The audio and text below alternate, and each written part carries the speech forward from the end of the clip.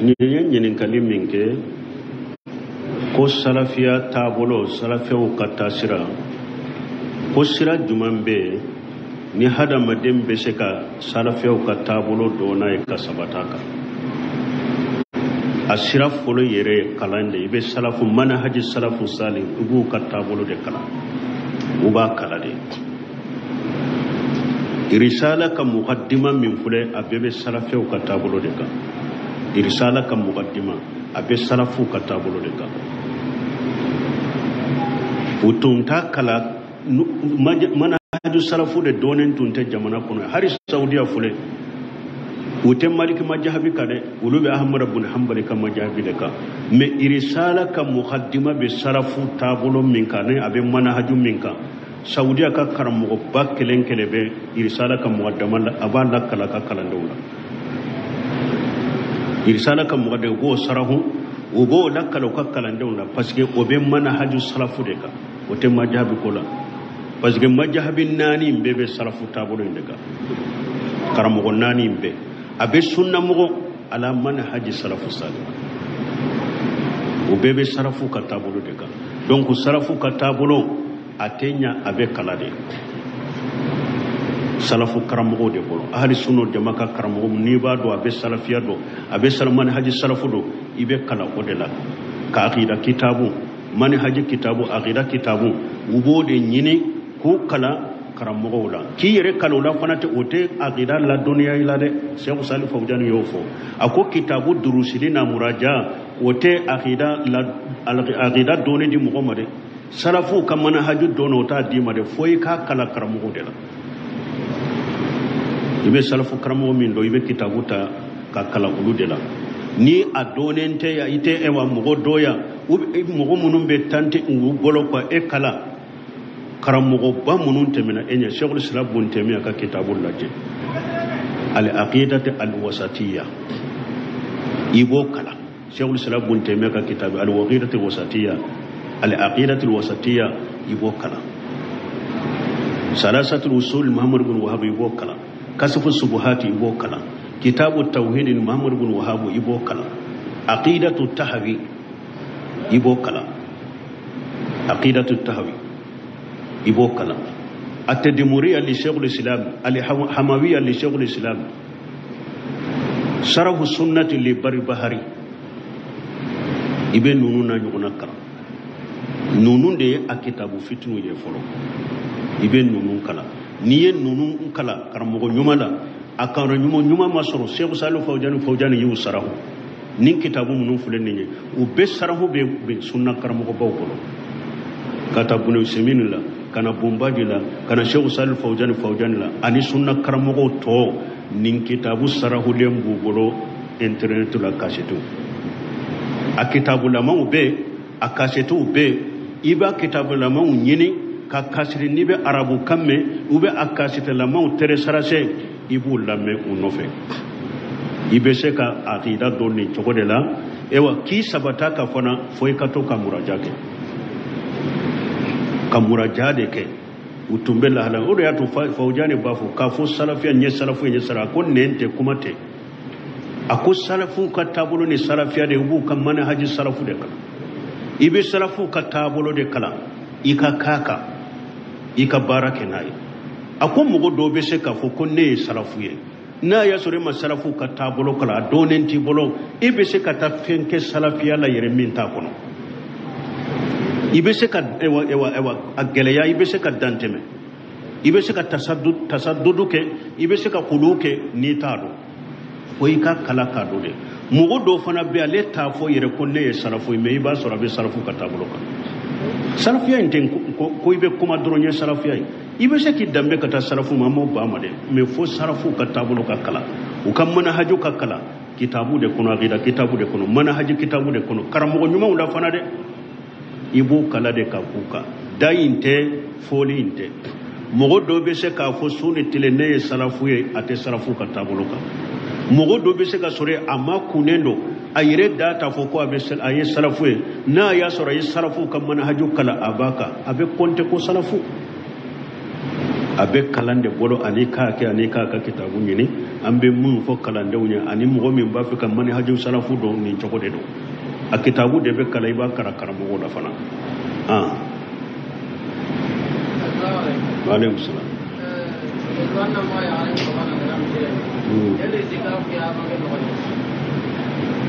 ko muso kana bali ikana muso bala kata misira itikafu be do lawa awo doni ke bawo ko muso be istikafu ke misiri la ciiden kam muso ye itikafu ke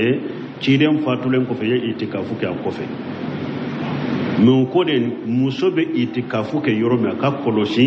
aka soro ni walli cewte nyagami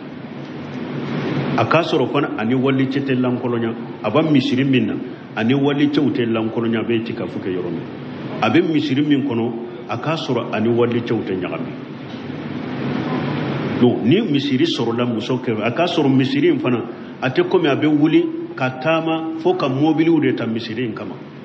iba soro abe yoro min misiri ba kerefe misiri mba akadu kerefe misali yala misiri fana ni abase ka ka intikafu ka bani wali chete lankolonya abese ka intikafu ka bani wali chete nyagambi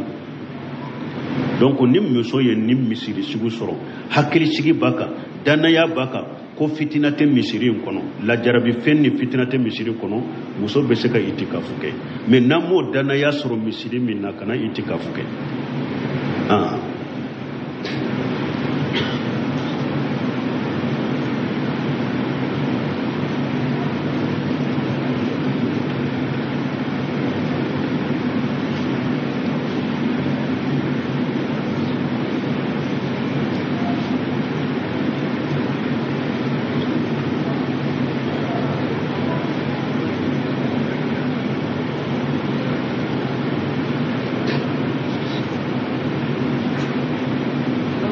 alaikum salam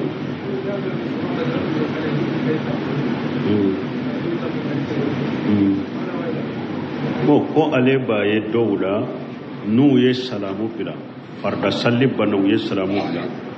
ubu tege farada ukaten nda yorola kado ad itena we chori de la tora dinala de la cité ni nya sariya la ni bidiyale sallif oni ko fe ni salamu bilala alako fayja khadaytum salata fadhkurullaha qiyaman wa qu'udan wa ala junubikum ni farda salli ko ni banna ajikaru munun fora farda ko fe ni cide nyu fuye ibo ulude fo me ka fo farda ko fe nkin tegedda ntenda yorola ka don tenna delila tenni na bidaro le sirtala dinala farda ko fe ajikaru munun sabatire be ulude ke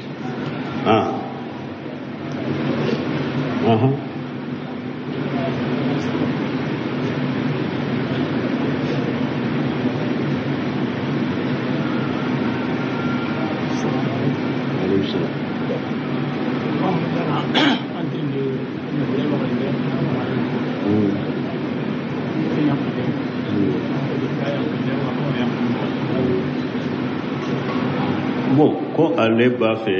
ka ɲininkali kɛ su ko cogo k'a fɔ ka surunya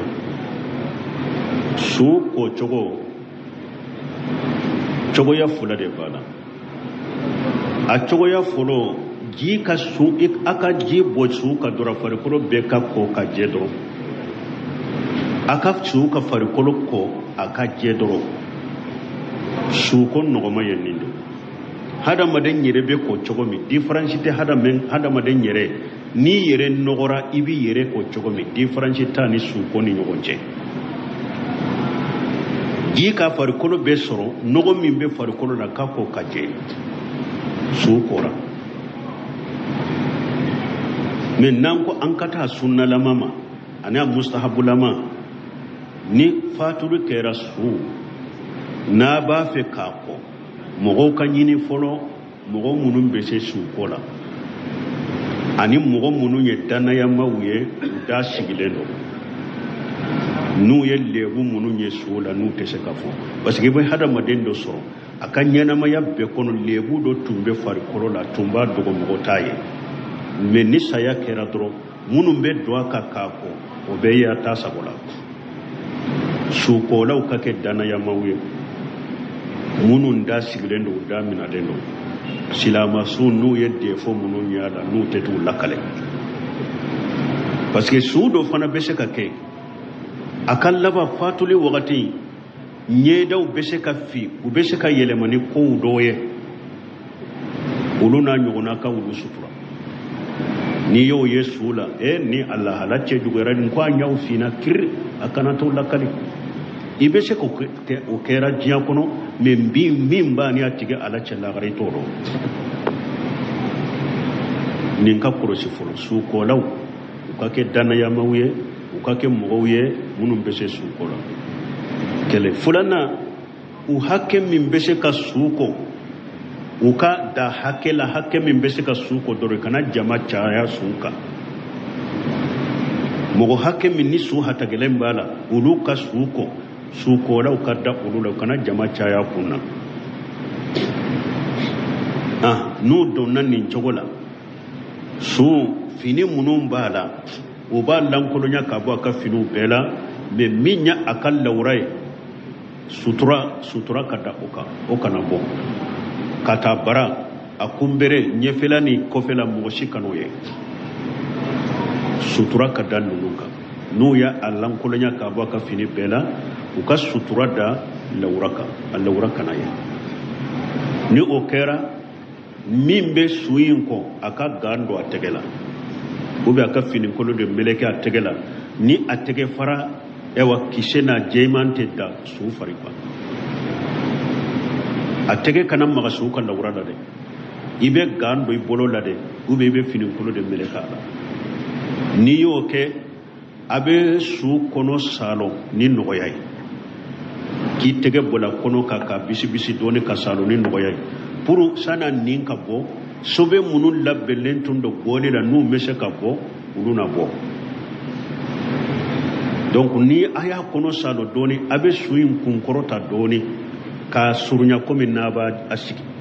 sobe to munun tumbe kono la ewa sugunew ani sobe ban nu labbelen tundo goli la nu mase ka bo tumbe sirala uluna bo abe jibo ka kosebe ukata mo kana nguluye abe ji chaman boka na bo ke wakati me abe ji chaman boka pour kata mo kanuye bo na yen ninke gambi bolola abi bolo do fini min be sutura le fini min dalembe su kal lewraka ibi bolo do akoro ibi nyaay yele maka nyateme ka bolle lebuka inya kana dal lebuka ibolo be fini koro nyefela ni kofela gamba la iboko kajeya iba nyefela na akofela ko kajeya sobe to munumbe ani sobe munum bora kulu be ko kajeya pe kulu be boy ni ganye ni yo oke ajeyara ni chogola ibe gay nyele manna ya soro nogo bala ibe gay nyele makka ga were do ibe sallijita sula komi nibe na sallijita ire nibe na sallibe sallijita togomi ibe sallijita sula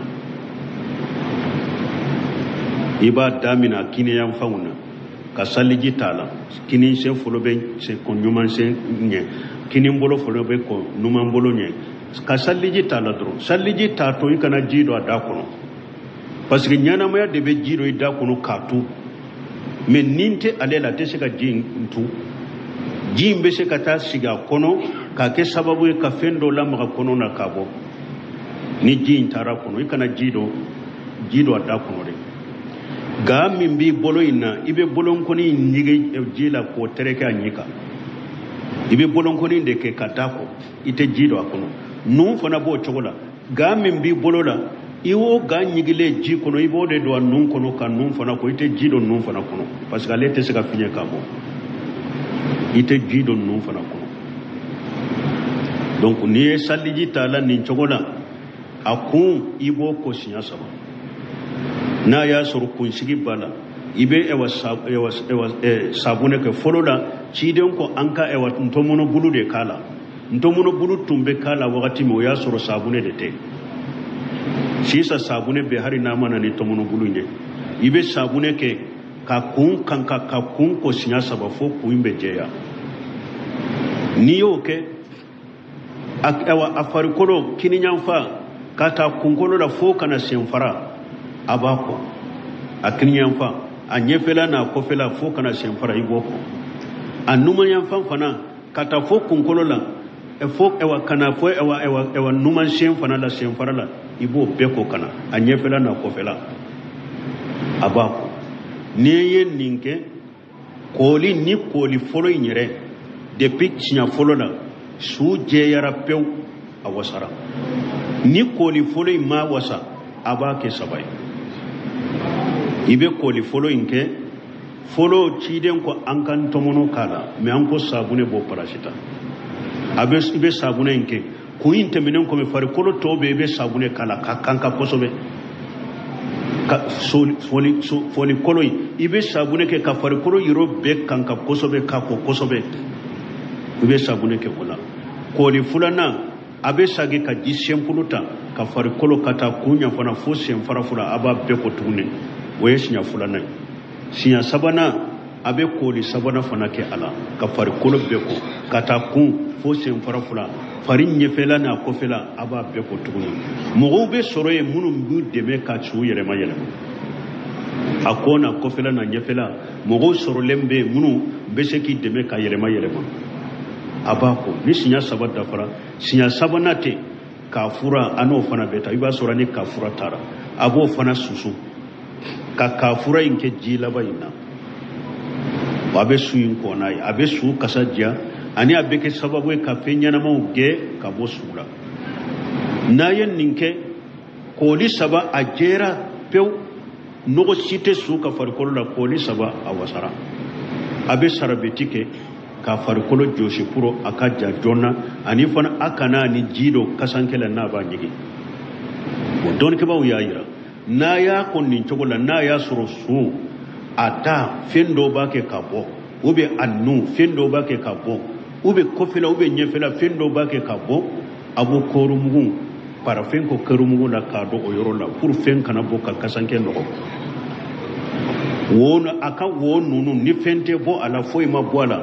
ama jare aka fendo aka wonu nuna tilo nunu ni nye nunu ni nunu ni da nunu kofela nyefela ama jare aka fen soriye ni foi take ka bo sula me ni nogo do ba ke ka bo sula de ama so ka jo wala abe fendo soriye kori mugo abe parafen kala na abe bon nunde la abe odo nula sana aka do kasankela na abe do dade la abe fendo do kori mugo do dala pour fen kana bonay ube ni kefela de nyefela de abe kori mugo do ke ko yoroni kale mimbe bo kana bo na yo kale o chogola iba soro kasanke saba ku kala de ka kala letala chiden kasanke sabala ku fe se nyogon na de ute kala chiden kasanke ba sabadela uye chiden mileke odela doloki tala jalamugo tala uye chiden kasanke ba saba mimbe ewa kasanke un beduguma abo bonya kateme kasanke utoka okofe abe fulana fenso fana kono okofe abe sabana fenso kana ufana kono abe suja ukono kasu bolo bila kerefe bolo te da disikade abe bolo mosoku bila kerefe donc abe kasanke akera sa ayen numan fande takadaka abe kini fandaka ka meleke aba soraye juru bo kasanke la abe juru nunun ke ka juru sirili do tani kunya fanye abe sirili do tani senya fanye ubena be chamanche la basiri ni kasanke janyana abe se ka kasanke intonto atodo be do toni kunya fanye abo shiri atobe toni senya fanye abo shiri okofe juru tobe na be chamanche la abu shiri sirili mindo akana sere abu siri mindo ne fando fosite drona be ko aba shiri o chokola donc kasanke nunu fana donto ala abese ka parafenke kasanke fana ni nyogonche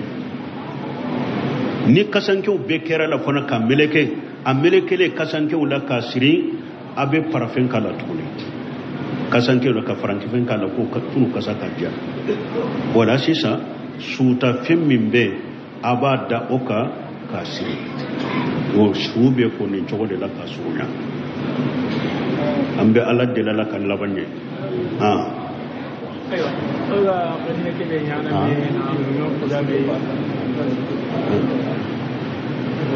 ko finin bi sebelin baka komi balangari dobe sisa finin dobe kurana ayaw sebelin baka chaman no beta ko biri aka sula doni ki bagaw nyinin karanni na lezina daima le muslimi wal iftai o kon nim fini sebele min fule ni nye ka biri sula bidiya do kurana doyale do bidiya de do ate silamiya sariya kono kurana doyale do ika su biri fini sempulu nyine ika biri ka sula mana kasanke jeman kana ye mogo kana farikolo chogo ye kasanke kono ibe se ka biri fini wore nyine sempulu ka biri ka sula na be hari barangare la iba bira la ko mere kala me ewa mi sebelen fule fini mi sebelen fule kanu birala bidiya do kele a fulanna qur'ana ayawna ala togo de bala ni yo biri sula ye ala ka togo munun bala yu dogoya qur'ana aya munun bala qur'ana dogoya lido parce que su do be u kasa be bo de pamatanu e kaburu sola ni tara qur'ana biri mogola kasa be ka kaburu e o qur'ana bonyawa o qur'ana aya ma bonya wala togo ma bonya e wa palasi site suna te foi na fasula fana donc an kan yire koroci nunun kana biri an ka sula hari ni ya soro barangari la e ka kuru ka dai kana dai ka suka kuba kudan da ke ganya ne nan kan da yin yamma ko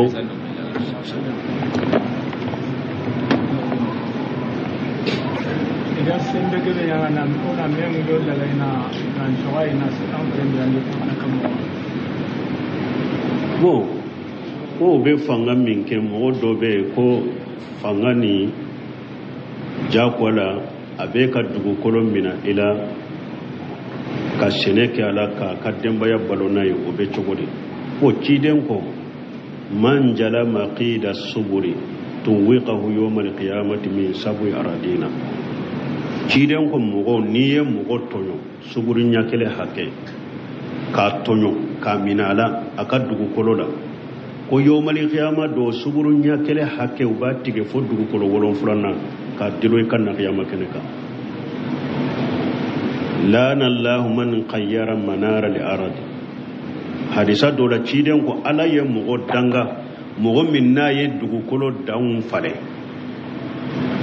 eni mo be ewa foro be nyogon kerefe adanye minye etemene wala ka do ale ka forola ciden ko itangale ube dugu ni dugu ce nin dugu masina binna nin dugu ka adanye minye etemena ka ni forosu ni fangai ka ta farita ka idonna hadisa en kono cide ko dangaleno ube jamana ni jamana ce ko fanga be ela itara bi jamana doka ka ka dugu kono do jakwa minala ka yelema eku ka damfale cide ko dangaleno lana allah man qayyara manara al arad mo minye dugu kono damfale ala yidangari mabwa kanne mama man jala maqida suburi tuwiqahu yawm alqiyamati min sabu radin ni mogoye mogo tonyo suburi nya kele hakke ka ta ka dugu kolola ka tonyo ka farita ka yawm alqiyamati do wo suburi nya kele hakke be tige fo dugu kolo wolon furana ka nyu ka diro ikanay donc hada made kanata mogo jakwa ire bado ika forote minne ko fanga kana mogo ka jakwa foro fanga ka fanga minala ube ka tonyo ka dugu kolo mina ube ka tonyo ka ewa foro mina ube ka tonyo ka dumina ni tate de ni yo ke yo malikama do hadisa munun nana la ninde do ala kan sikantanga ya kompo ina kompo ni da haburan kama kono kudo kompo tana sa kompo ko eti ya adabali denki kompo yo nagre ewe no habran no wala ko bay ko no le ko ma ke da habra kasi da ko ta ko mo ko ndo ko da bala ko yemme fo ko ewa burusula kaburu dobe so jolen buka do yere ka kurukuru jolen be kaburuka do yiba soro akan yego be yero me kaburu be o doni ke ba ko silama su ni adara yoro o yoro ya kadda yoro da ka so de do fokata qiyama ate daga mo shika yara o yoro ka ko ibeta bon joye ube beta so joye silama su fana beta kaburu so de la silama su kana do so kono mais folo la komi kaburu so tumbe so kofere uto janya so la kaburu so chaman tumbe kogo kofere so kofe o kaburu so sigi sera uma do tara kaburu ewa kaburu ewa efenka ka kaburu boye kata so joka wotepe kaburu sabatira yoro niye so joka asabatira kaburu be salite sahaw so kono so be kaburu deka salite sahaw so kono parce que ciden ko akwa kana salli kata kaburu ma akwa kana salli kaburu ka akwa alaye yahudanin nasara danga uyu kan mugo nyumaw anu kan nabi nyumaw ka kaburu deke salli yoro ni misiru ye awa nebe aw man kan manto akana kaburu ke misiriye akana kaburu mina ku ke misiriye donc kaburu be yoro sallite sahay silama kaburu be yoro atebbe ka sojo aka na ya soro kaburu inde do na sokono du kono nala kaburu be wogo bebe ka bonna ye kolo munu soro ya butu bila kaburu sola dube to aka dunya la ni hada maden ka dube mogo ne na dude tumbe kaburu na do akono de nauna na do ko silamiya sariyala ate daga kaburu ka do du kono abe kaburu nde wogobe aba bo abe tabila kaburu sola dube to aka dunya la na ya soro fana kaburu de tumbe yoro dola e nani ka sojo uka ni odonna e de kanki ka soyimbo kaburinga kaburin ka to ka kaburu yala me atebbe ka sojo kaburuka atebbe ni sobe kaburu ni ewa soso na be kaburu ka sallite sa kono abe ko mo do nyemmi fo misiri bo chogola misiri ni kaburu de ba kono sallite sa ho misiri kono na ya soro misiri mfolo de tumbe utara sudo akono ni fanga be silama wula ambe suinde bo misiri kono katabila kaburu sola misiri beto aka misiri yala na ya soro fana kaburu de tumbe misiri de tara juaka misiri de be ci kabo kaburuka kata jo yoro were kaburu beto anola me ka kaburu to misiri da sallite saha kono ka kaburu to sokono sallite saha kono alaka hakimanda mo wakati sera konyanye ninfo kodoba fo kiraka kaburu be ciden ka kaburu te misiri kono mo ko fa ciden ka kaburu be amba isetu ka sode kono ate misiri kono de abamba isetu ka sode kono epe minya doye hadisa de na nin nabi nyuman nimina na yoromi aka kaburu be do yoro de la we ciden ka hadisa de wodi ato ciden do namba isetu ka sokono kele fulana ciden su do namba isetu ka sokono usirana nu ya bokata kaburu sowula mogo ba pato mogo be ciden ka kaburu pato me ka to soyin kono ala ta kofe koroseli ne tanga be ka mogo tese ka ta pato ni abora kata kaburu sowula be pato de wodi ato ciden ka kaburu do na sokono aka kalfa fulay nana faraka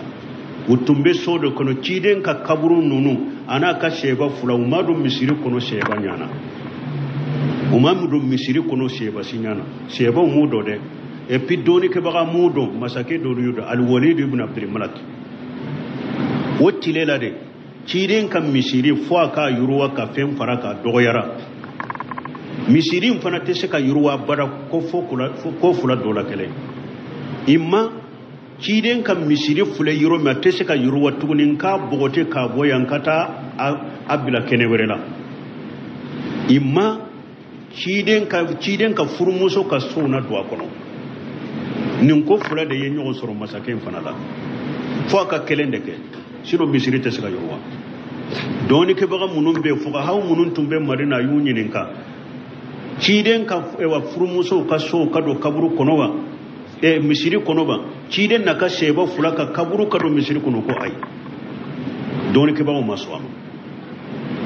aya ke doni ke ba munun tilela yun nyini ko ye fatawa ko maswa me ale de masake fule abe doni ke ba ko nyini ka sariyala